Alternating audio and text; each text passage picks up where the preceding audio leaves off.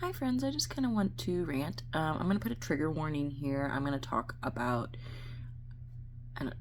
self-harm, the worst form of self-harm, ending your own life. So if that is something that's going to trigger you or bother you, please don't watch this video. I was talking with one of my friends and, we hadn't talked in a few days, and so we were, catching up. Oh, how you been? And I kind of let him know. I said, I've been getting more in touch with my spiritual side, and it's crazy, but I haven't wanted to kill myself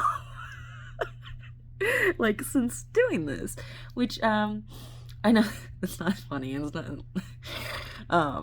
it's great, it's not funny, but it's great that I haven't felt suicidal, as someone who has struggled with both passive suicidal ideation since the age of 13 and active suicide attempts since the age of 14. I haven't wanted to be here. I've been mad about being here for most of my life.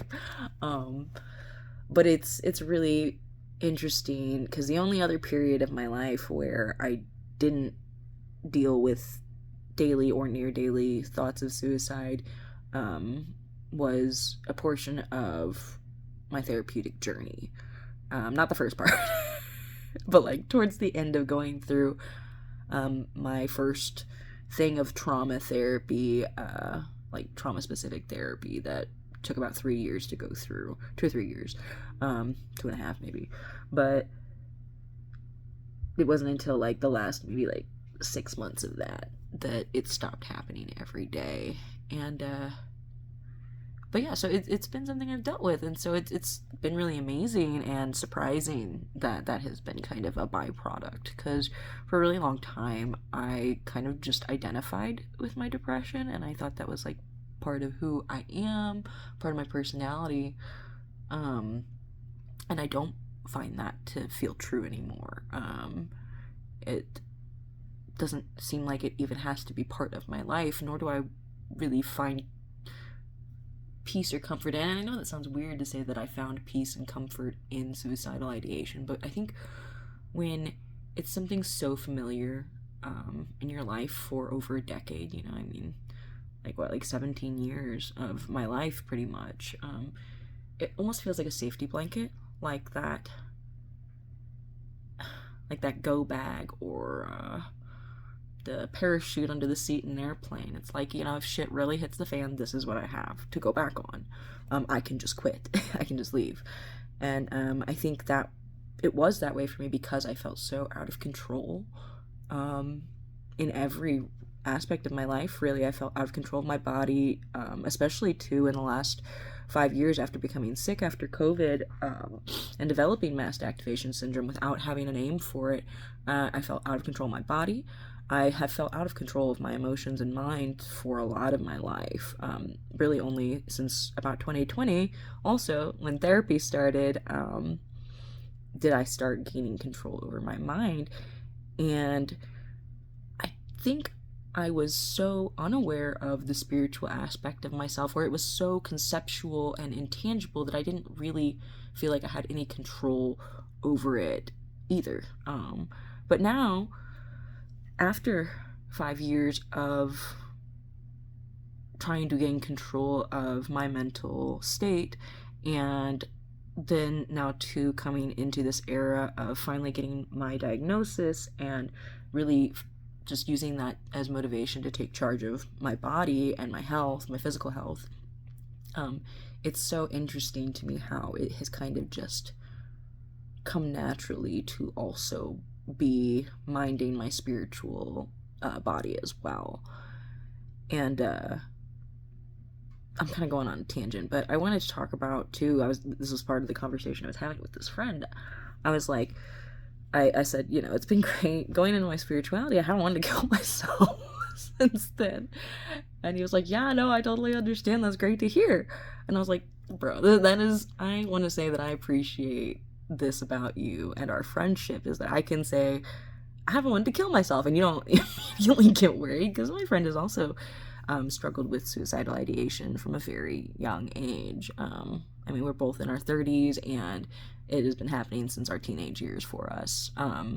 He also struggles with a severe medical condition from birth, and so it's really hard. I think that suicide is that last desperate form of control that the mind clings onto when you just feel so out of control everywhere else.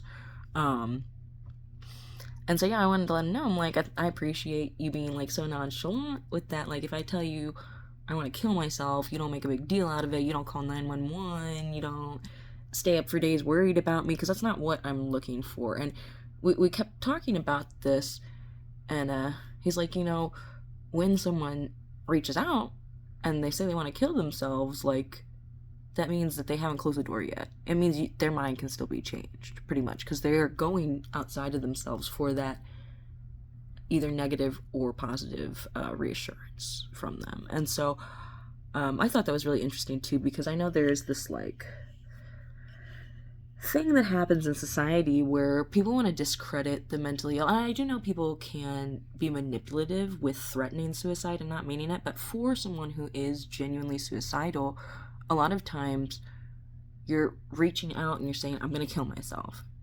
And people are like, oh, you just want attention. And it's like, yes, this person wants attention really bad because they need support.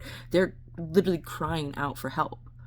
Like, they need attention at that point in time, because once, as someone who has tried to take my own life, once you do finally make that decision and you can't be talked out of trying, you don't tell anyone. You start looking happier because it makes you feel so in control to know that you won't have to deal with any of this in whatever time you plan to do it.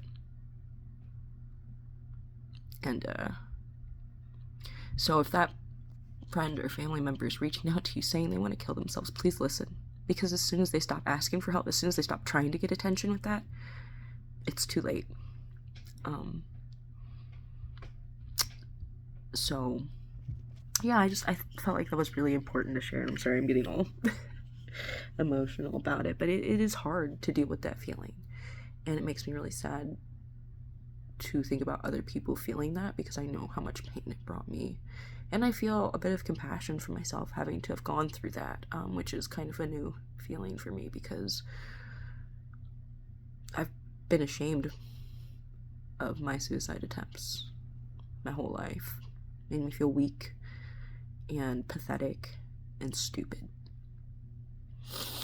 Which, of course, just made me want to kill myself even more, But, I think, too, now that I am feeling, like, genuine joy about being alive, it's just like, wow. The difference is amazing. And, sometimes the joy of being alive is a lot, and even just neutrality feels great when you've spent years being severely depressed. But yeah, it's not a bad thing when a suicidal person wants attention. When a person is suicidal and they let you know in confidence, like, I'm thinking about killing myself, don't freak out, don't call 911, don't chastise them or tell them they're selfish. That's the worst fucking thing you can do to someone who already feels like they're a big piece of shit, and then you tell them they're selfish for taking the only way they know how to escape. That's just really counterproductive if you actually care about them. So I think my best advice for if you have a loved one that is struggling with suicidal ideation, the best thing you can do is hear them. Really hear them. Give them your attention. And give them your support. And let them know they're not alone. Let them know that they're not a freak for feeling this way, that lots of people feel this way. And that it can go away. And I know that it might come back for me, because my brain could have a chemical imbalance. I don't know. We don't really know necessarily all the time what is the root cause of depression. There can be many causes, and for people who do have post-traumatic stress disorder, like myself, a lot of times depression is more so a symptom of the trauma, I think. And so, especially with complex PTSD too, depression and anxiety can really just be symptoms of the main diagnosis. And obviously I'm not a doctor, but this is what I am under the impression of, from what I know. But yeah, so, you know, don't tell them they're selfish. Don't tell them the cliche shit. They have so much to live for. So many people love them. They don't need to hear these empty words. What they need right now is your action. They need your active love. And maybe that looks like when you have some free time, you stop by their house and you bring them some fucking ice cream and sit down and ask them if they want to cry with you, and you won't judge them. Because sometimes we just want to be seen in our pain.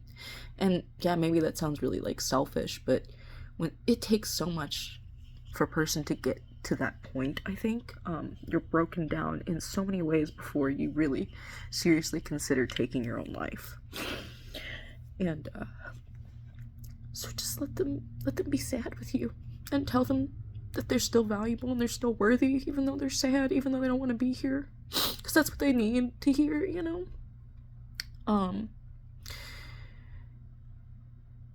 But please don't act like it's a bad thing that they're trying to get attention. They're trying to save their own lives by getting attention so they can have help. And this obviously is not applicable to shitty people that throw around those words and don't mean it, and they are just looking to manipulate people. That's not even seeking attention, that's seeking to abuse others through their empty threats. And that's shitty. That's a really shitty thing to do, because then it gives the negative stigma to people who genuinely feel this way, who you may actually lose if you tell them they just want attention. And it sucks, but I would rather try to help a person and see through their manipulation and walk away from them than ever once turn my back on someone who ends up dead the next day. And I think if you really love someone, you're not willing to take that chance that they'll wake up, or not wake up dead the next day. Did I say wake up dead the next day? You know what I mean.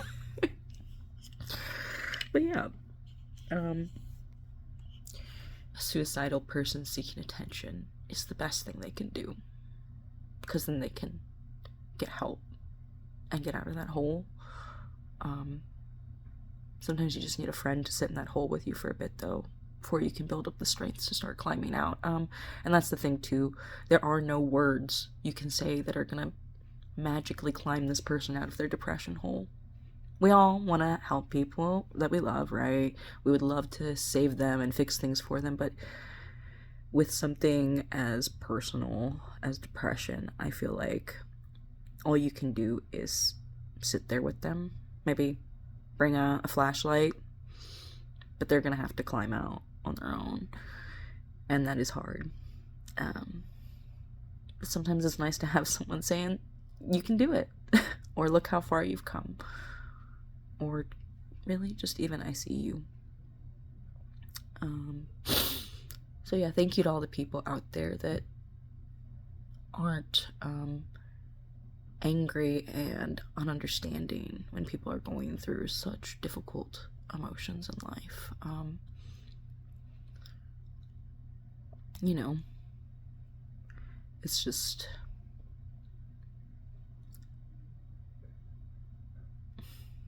I'm not sure what else I want to say. It's a lot. There's a lot I want to say, I guess. But everyone's going through something that we know nothing about. Every single person. And as much as you think you know someone, there's probably at least one thing they struggle with or are dealing with that they don't tell you about. And so it's better just to err on the side of caution and compassion than anything else, if we care about these people.